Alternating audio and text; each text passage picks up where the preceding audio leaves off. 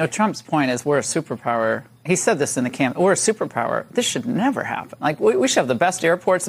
He's right. That's what you expect from America. And I know it's a long process. But the Army, in addition to this problem at Newark, the Army is pausing all helicopter flights near D.C. after those 2 commercial planes had to abort landings because of a Black Hawk taking the, quote, scenic route around the Pentagon for a VIP. This is 13 weeks after 67 people were killed in that horrific crash with another Black Hawk. Who was that VP they were taking the scenic tour for? That's the question. VIP. Right? So they have to have a mile and a half nautical separation, nautical miles, 500 feet separation as well. They breached that airspace, the helicopter did, and so 2 airplanes had to go around. The question becomes, who are the VIPs? Is it a 2-star, 3-star general? There's a lot of traffic going into the Pentagon. The top brass at the White House, they take a Suburban or a Tesla or they take their own car. Who do these generals think they are that they have to take helicopters to go to meetings or go to air? I don't know who it was. We should find out. And the DOD who do we ask? I mean, you're the transportation secretary. How do you not know? The FAA doesn't know. We asked the DOD. The DOD has promised radical transparency. They should tell us who is qualified to take a helicopter out of the Pentagon. I don't know, but they have to tell us. Well, could you just call up HEGSA? Well, I should, actually. Why don't Let's call him right now. You really got to be on a whole nother level of ridiculous to get Laura Ingraham to pull that face on her own show. I'm here at the White House. This is the Rose Garden. Just got out of the cabinet meeting. It was remarkable to go around the table and hear all the things that the cabinet members are working on. And again, this is not after 3 years. This is after 100 days. This president has put together a remarkable cabinet to execute on his mission to make this country great. Again, I was delighted that the American people hopefully were able to tune in and listen to what's going on. Just one point, we all work so well together, and these issues go across departments, and everyone is coordinating and collaborating to make sure this agenda is accomplished. I thought we couldn't get better than 45, but here at 47, even better, making America great, the Gulf of America. What happened yesterday shouldn't have happened. It should not have happened. And when Americans take off in airplanes, they should expect to land at their destination. That didn't happen yesterday. That's unacceptable. And so we will not accept excuses. We will not accept passing the buck. We are going to take responsibility at the Department of Transportation and the FAA to make sure we have the reforms that have been dictated by President Trump in place to make sure that these mistakes do not happen again. Obviously, it is not standard to have aircraft collide. I want to be clear on that. But prior to the collision, the flight paths that were being flown from the military and from American, that was not unusual for what happens in the D.C. airspace.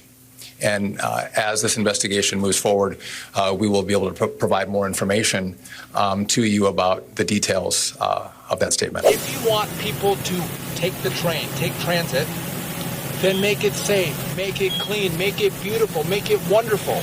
Don't make it a hole, which is what she's done. And she can fix it in hours, not days, not weeks, not months, but hours she can fix it, and she chooses not to.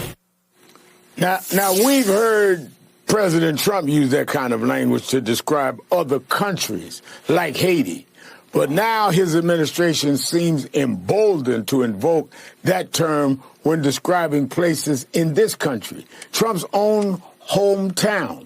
No less, he's doing that. Good evening, Jerika. Inbound and outbound passengers here have been dealing with delays of about 2 hours. This airport was already hamstrung by runway construction, and now some air traffic controllers have walked off the job. Hopefully, we'll get out tonight. It's day 6 of long delays, cancellations, and frustrations. It's crazy. This week, 20% of the air traffic controllers for Newark Liberty International Airport walked off the job.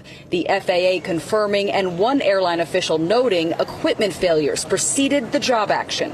The situation so unsustainable, United Airlines canceling 35 round-trip flights per day from Newark. That's a short-term fix. You can't get controllers into the pipeline quick enough, and the technology cannot be updated quickly enough.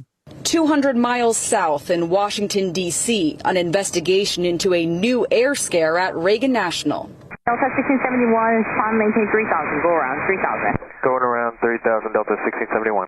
Air traffic control directed 2 passenger jets to abort landing at Reagan National Airport Thursday as this Army Black Hawk helicopter circled the nearby Pentagon preparing to land. The FAA called Thursday's helicopter a priority air transport and told members of Congress in a memo that it took a scenic route around the Pentagon. Chris, I talked to a controller who handles Newark airspace, and he really gave me some rather concerning and startling information. This is what he told me.